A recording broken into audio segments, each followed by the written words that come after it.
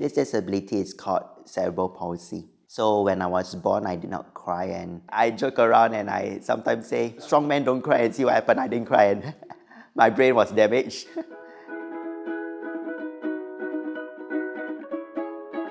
Hi, I'm Alister. I'm a diversity and inclusion champion. Hi, I'm Lily. I go around with my guide dog. I'm working on a few projects, one of which is to work with inclusive educators. My name is Choon Hwee. Now I'm retired and I'm also doing part-time training, teaching blind people how to use things like smartphones.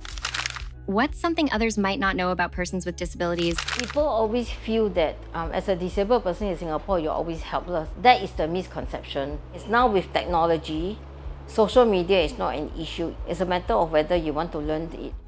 Definitely, digitalization has made things more convenient for me. For example, if I use the smartphone, I'm able to use and swipe along the keyboard. It is able to predict and know what words I want to say with the flow of my finger. How would a blind person, for example, sing the hymns? I think that's quite a challenge. So we actually make all these things available in Braille. What are the challenges you face in digital accessibility? There are sites that are accessible, but not entirely accessible. So, these are things that can always be improved. It can be frustrating because if the app doesn't tell us that it's a submit button, then we won't actually know what that button is. I wanted to buy a ticket online to watch a play. However, it was difficult because the site wasn't accessible and I couldn't have known what are the seats that have been occupied or what are the seats that were vacant. So then in the end, I called the hotline and I got help from there. But I wish I could do it on my own. The search bars in the website might not be that intuitive. For example, pop-ups suddenly appearing in front of the screen. It feels like if I don't move the cursor fast enough, it becomes like a game instead of finding the information that I want. Having a web page that is simple enough, user-friendly enough, I think that really helps.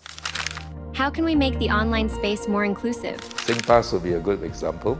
I think that's because they had a lot of conversation with all of us, with the visually impaired community, and that actually translated into the accessibility of SingPass actually. Digital accessible world, is somewhere whereby a disabled person or senior or anybody can access services without barrier.